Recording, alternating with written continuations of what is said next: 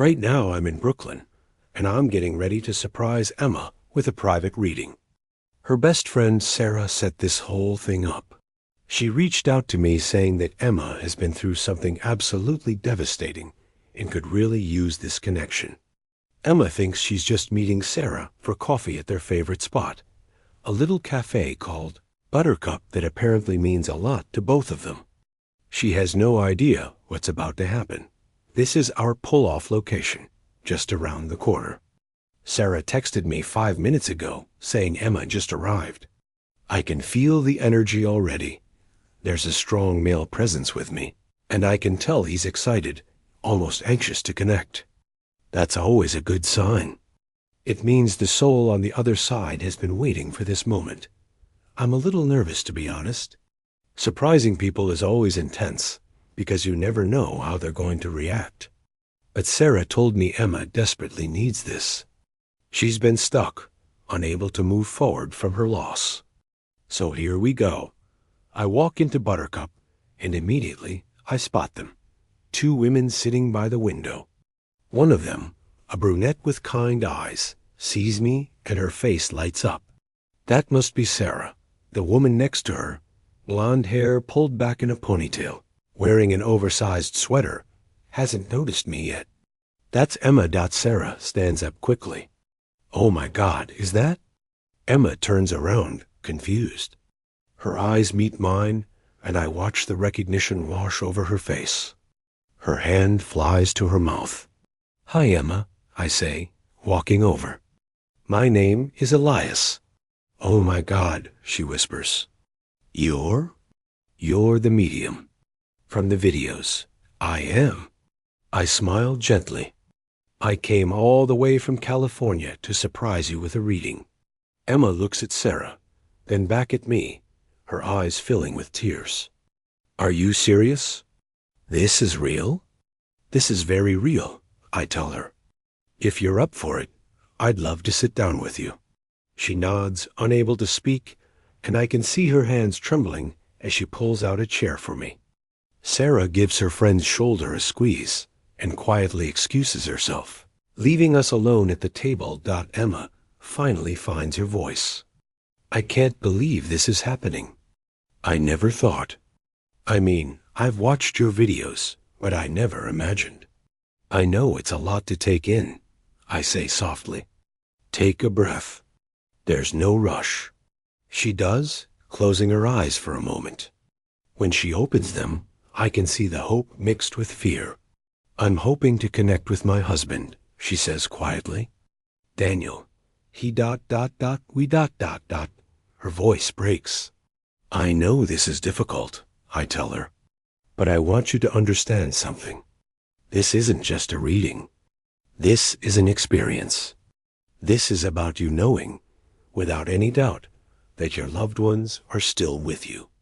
Just in a different way. Emma nods, wiping her eyes. I need to know he's okay. I need to know if he's still around. The male energy I've been feeling intensifies suddenly, and I feel a warmth in my chest. He's here. He's been waiting for this. Are you ready? I ask her. She takes a shaky breath. Yes, I think so. I mean, I'm terrified, but yes. Okay, so here's what's going to happen. I begin, leaning forward slightly. Spirit is going to communicate with me in different ways. They might show me images, give me feelings, or sometimes I'll just hear words or names. And what they're going to do is validate things that only you would know. Things that prove, beyond any doubt, that they're here. Emma nods, her fingers nervously playing with her coffee cup. Now, I'm already feeling a very strong male energy with us. A young man. And I need to tell you, he's been waiting for this moment. I can feel how much he loves you. Her eyes immediately well up. That's him. That has to be Daniel. Before we go any further, I need you to know something. I continue. You might feel like you're calm on the outside, but inside, you're terrified. You're scared of what I might say, scared of what you might hear. Am I right? Yes, she whispers. Exactly. That's completely normal. But I promise you, everything that comes through today is coming from a place of love. Okay? She nods again, and I close my eyes for a moment, tuning in to the energy around us. All right, he's coming through very strong now. First thing he's showing me. Who's Ember? Does that mean anything to you? Emma's hand flies to her mouth, and she lets out a small gasp. Oh my God, that's what he called me. Only Daniel called me that. No one else. He's saying it right now. Tell Ember I'm here. Those are his exact words. The tears are flowing freely now. How could you possibly know that? We never. That was just our thing. I smile. Because he's standing right here with us.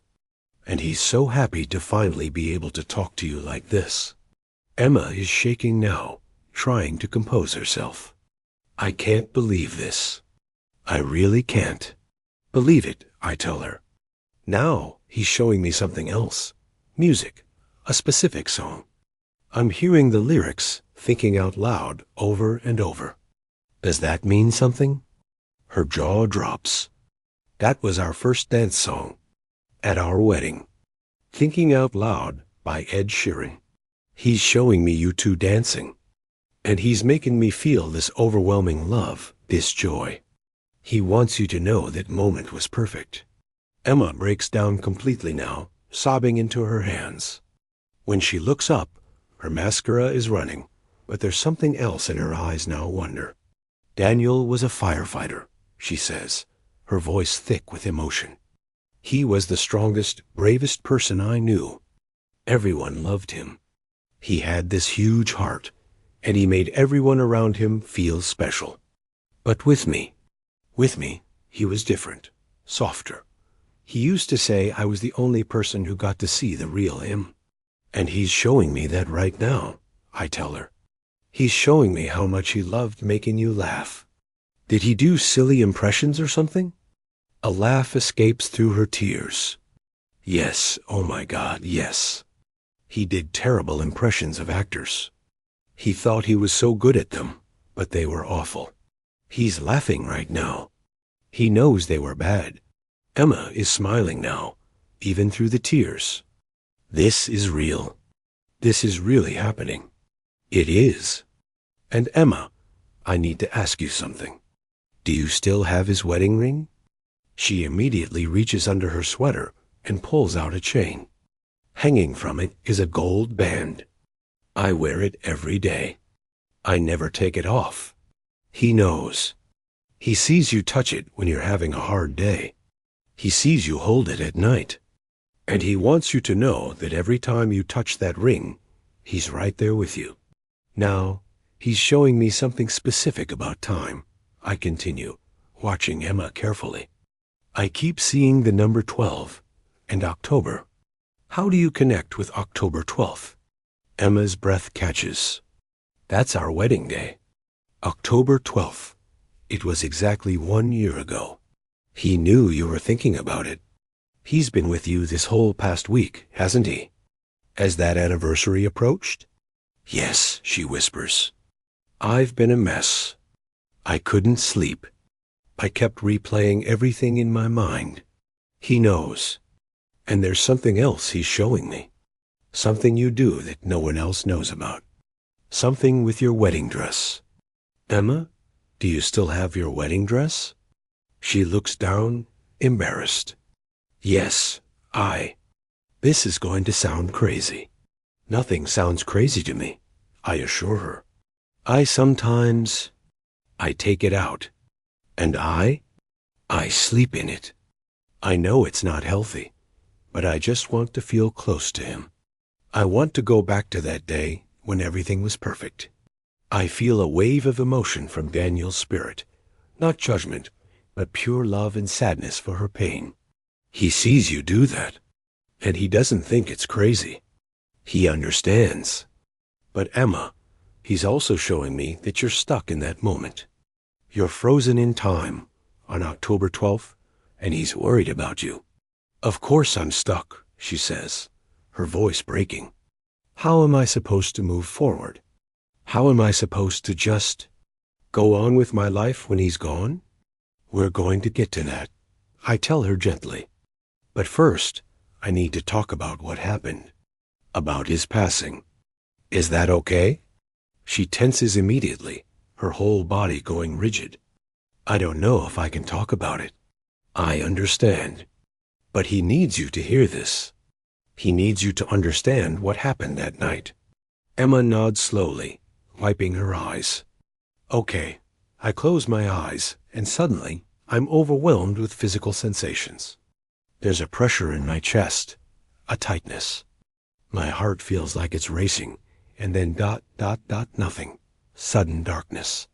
Emma, I'm feeling something in my chest right now. A pressure, like something squeezing. And I'm feeling panic, but not from him, from you. You were there when this happened, weren't you? Yes, she whispers. I was right there. He's showing me a room.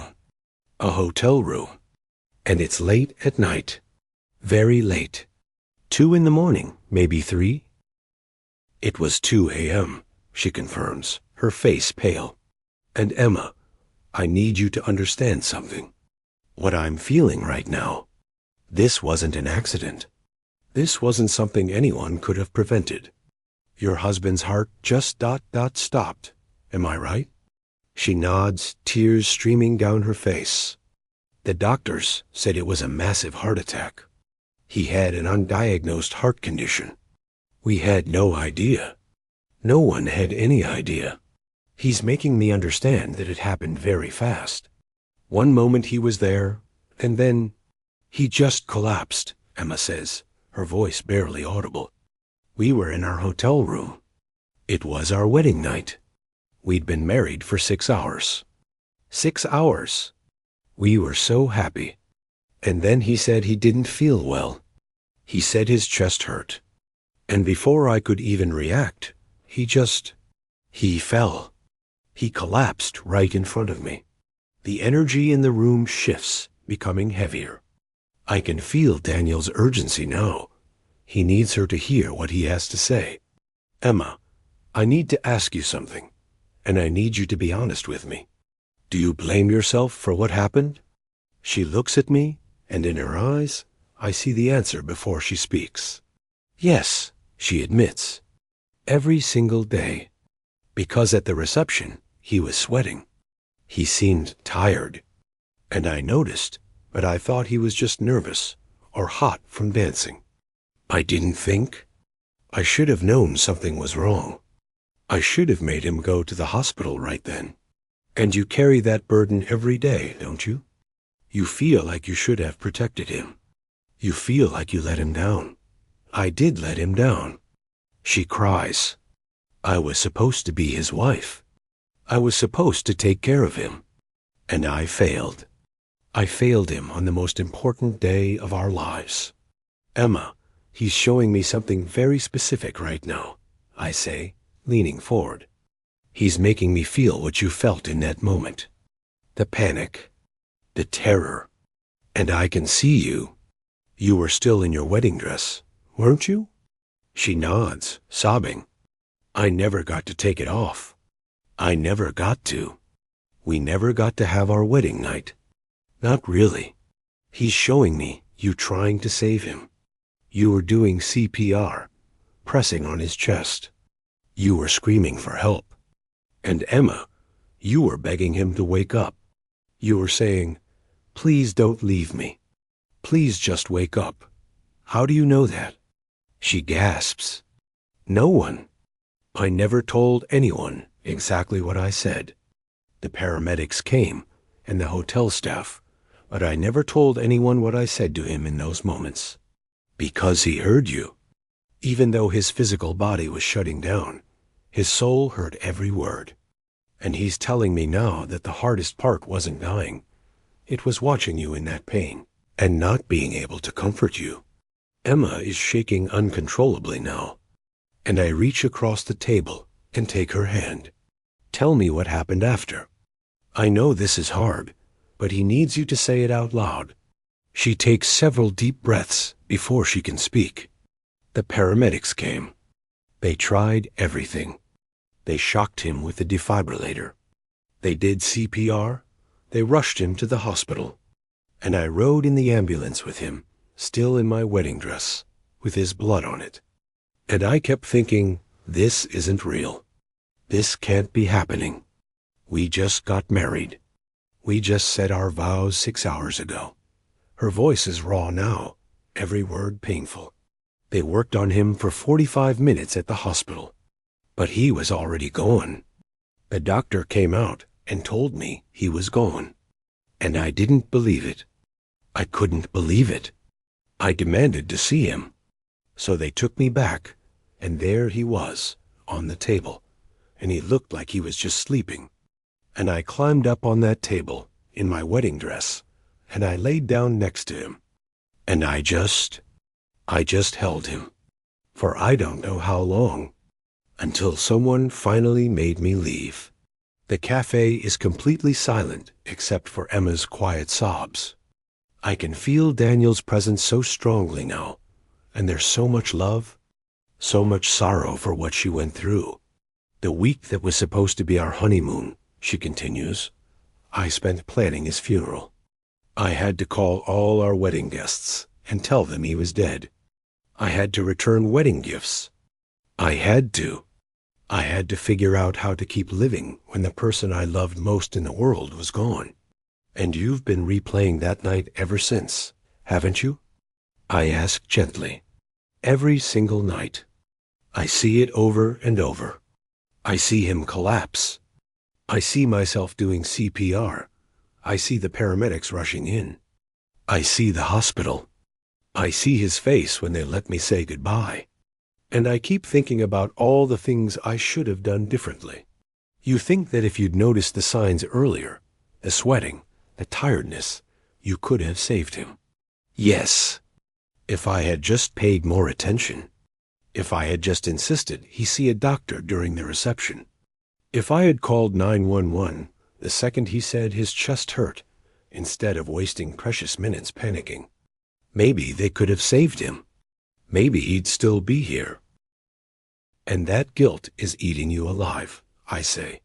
You carry it every moment of every day. You can't forgive yourself.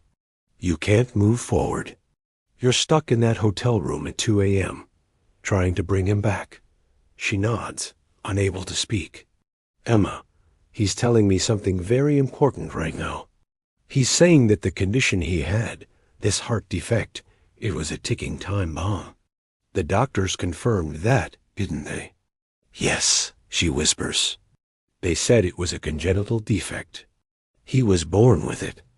They said it could have happened at any time, during a workout, while he was at work fighting a fire, while he was sleeping. They said there was no way to know it was there, unless he'd had a very specific type of scan, which no one would do unless there was a reason to suspect something. He's making me understand that there was nothing you could have done. Nothing anyone could have done. He could have collapsed at the reception in front of everyone. He could have died in his sleep weeks earlier. He could have died while driving. Emma, are you hearing this? There was nothing you could have done to prevent this. But I should have... No, I interrupt firmly. He's being very clear with me right now. He's saying there is no should have.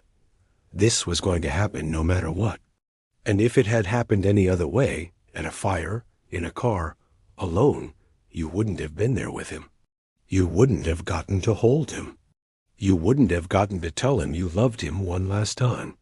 Emma looks at me, tears streaming down her face, and I can see she's never thought about it that way. Emma, your husband is telling me something very clearly right now, I say, squeezing her hand gently. He's saying, it was not your fault. There was nothing you could have done to save me. And I need you to stop punishing yourself. She shakes her head, still resistant. But I was a bride. I was supposed to. We were supposed to have our whole lives together. And he knows that.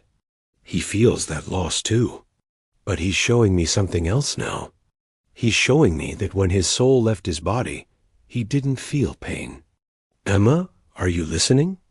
He wants you to know that he didn't suffer. Really? She asks, her voice small and hopeful. Really? He's making me understand that his soul had already left before the worst of it. The heart attack happened so fast that by the time you were doing CPR, he was already gone. His spirit was already separate from his body. So all that trauma you witnessed, he didn't feel it. A look of relief washes over her face. I've had nightmares about him being in pain, about him suffering while I couldn't help him. He wasn't suffering.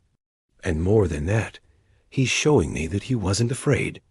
He's telling me, I wasn't scared, Ember. I promise you, I wasn't scared. Emma breaks down again. But this time it's different. There's a release in it. Like something that's been bottled up for a year is finally coming out. Now, I need to ask you something else, I continue. That wedding dress you sleep in sometimes. When was the last time you did that? She looks embarrassed. 2 nights ago. The night before our anniversary. He knows. He was there with you. And Emma, he's showing me something else. When you laid out his clothes on the bed, his firefighter uniform, his casual clothes, you did that recently too, didn't you? Her eyes go wide. How? I did that last week. I took all his clothes out of the closet, and I laid them on the bed. I wanted to see them. I wanted to smell them. I haven't told anyone I did that. He was there. He saw you holding his firefighter jacket. He saw you crying into his t-shirts. And he wants you to know that every single time you do something to feel close to him, his soul is right there with you. He is? She asks, her voice breaking. Absolutely. He never left you, Emma. Not for one single day. He's been at your apartment. He's been with you when you go to work. He's been there when you cry yourself to sleep at night.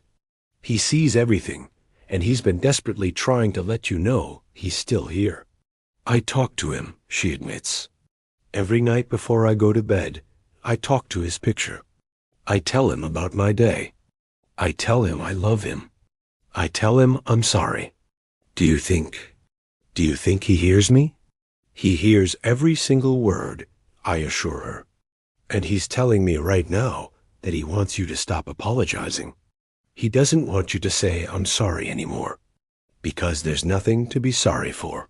Emma wipes her eyes, and I can see she's starting to let the message sink in. Now he's showing me something else. Something about a tattoo.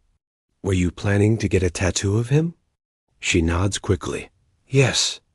I was going to get his name and our wedding date on my wrist. I had an appointment scheduled, but I canceled it. I don't know why. I couldn't go through with it. He knows why. You were afraid that making it permanent would make his death permanent. Like if you got the tattoo, you'd be accepting that he's really gone. That's exactly it, she whispers. How do you know that? Because he's telling me. And Emma, he wants you to know that getting that tattoo doesn't mean accepting he's gone. It means honoring that he was here, that he loved you, that you were his wife, even if only for 6 hours. He says if you want to get that tattoo, he'll be there with you when you do. A small smile breaks through her tears. Really? Really. And when you're sitting in that chair, and the needle is touching your skin, you're going to feel him. You might get goosebumps, or you might feel a warmth. That's him, letting you know he's right there. I want to do it, she says suddenly. I want to get the tattoo. I want to honor him. Good, I smile. He's really happy about that. Emma, did you just get goosebumps? I ask suddenly, watching her arms. She looks down and gasps. Oh my God, yes. My whole body just... How did you know? Because that's Daniel. That's his soul moving right through you. That's him saying, I'm here, Ember. I'm right here with you. Every time you feel that sensation, that's him acknowledging that he hears you, that he sees you, that he loves you. She's staring at her arms in wonder, running her hands over the goosebumps. I can feel him. I can actually feel him. He's always been there. You just needed confirmation. Now he's showing me something about the future. Something coming up. Is someone getting married soon? Or is there a big celebration happening? Emma thinks for a moment. My sister is getting married next spring. In May. He knows about it. And he's showing me that you're dreading that wedding, aren't you?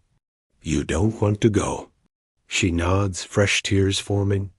I don't know how I'm going to sit through a wedding. How am I supposed to watch her say her vows and have her first dance and go on her honeymoon when I never got any of that? It feels cruel. He understands why you feel that way. But Emma, he's telling me very clearly, he wants you to go to that wedding. He wants you to celebrate with your sister. And more than that, he's going to be there with you? He is? Absolutely. He says when your sister has her first dance, he wants you to close your eyes for just a moment and remember your first dance with him. Because that moment was real. That love was real. Those 6 hours you had as husband and wife were real. And nothing can take that away from you. Emma is crying again. But there's something different in her expression now. Less pain. More bittersweet acceptance. Now he's also showing me something funny, I say. And I can feel Daniel's personality coming through more strongly. He's making jokes right now. He's saying something about ... Wait, did he used to do a really bad Batman impression? Emma laughs through her tears. Oh my God, yes. He thought he sounded exactly like Christian Bale, but he sounded ridiculous. He's doing it right now in spirit. He's saying, tell her I'm still the funny one, even from the other side. He hasn't lost his sense of humor. She's laughing and crying at the same time now. That's so Daniel. He could always make me laugh, even when I was upset. He wants you to remember that side of him too. Not just the tragedy, not just the loss. He wants you to remember the joy, the laughter, the love. All of it. I do remember, she says softly. I remember all of it. We had 4 amazing years together. And even though our marriage only lasted 6 hours, those were the best 6 hours of my entire life. And he's telling me that they were the best 6 hours of his life too. Emma, listen to me carefully. This is important. He's showing me your wedding day from start to finish. The ceremony, the reception, the dancing, all of it. And he's making me feel this overwhelming happiness. Pure joy. He had the time of his life that day? He did? She asks, her voice trembling. He did. You've been so focused on how it ended that you've forgotten how perfect it was before that. He's reminding you now. He's saying, remember how I looked at you when you walked down the aisle? Remember how I couldn't stop smiling? Remember our vows? Remember our first kiss as husband and wife? Remember dancing with you? Emma, he wouldn't trade that day for anything. She's sobbing now, her whole body shaking. I just wish we'd had more time. I wish we'd had years together, decades together. I wish we'd had kids and grown old together. I wish he was still here. He wishes that too, I tell her gently. But he's also telling me something else. He's saying that the love you shared in those 4 years, and especially in those 6 hours as husband and wife, was more powerful than some people experience in a lifetime. The depth of your connection, the intensity of your love, that's rare, Emma. That's special. And that love doesn't end just because his physical body is gone. It doesn't? No, love is energy, and energy never dies. It just transforms. He's not gone. He's just in a different form now. And he's still loving you, every single day, from the other side. Emma is quiet for a moment, processing everything. Then she asks, Does he know that I haven't dated anyone since he died? That I can't even imagine being with anyone else? He knows. And Emma, he's showing me something about that. He's not ready to talk about your future in terms of other relationships yet, because he knows you're not ready. But he wants you to know that when the time comes, and he's very clear that it will come someday, he won't be angry or jealous. He wants you to be happy. He wants you to live. Emma, Daniel is giving me his final message now, and this is the most important thing he needs you to hear, I say, holding her gaze. He's saying, Bear, I need you to stop punishing yourself. I need you to stop replaying that night. I need you to stop feeling guilty. What happened was not your fault, and I don't want you to waste another day of your beautiful life carrying that burden. If you want to honor me, then live. Really live. Laugh again. Love again someday. Be happy. That's what I want for you. That's my only wish. Emma is sobbing, nodding. Okay, I'll try. I promise I'll try. He's also saying one more thing. I love you more than anything in this world or the next. You were the best thing that ever happened to me. And I'm not gone.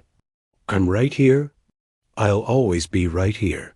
She closes her eyes, and I can see her whispering something. Probably, I love you too. Emma, I want to thank you for giving me the honor of channeling Daniel's beautiful soul today, I say softly. Know that he hasn't left you.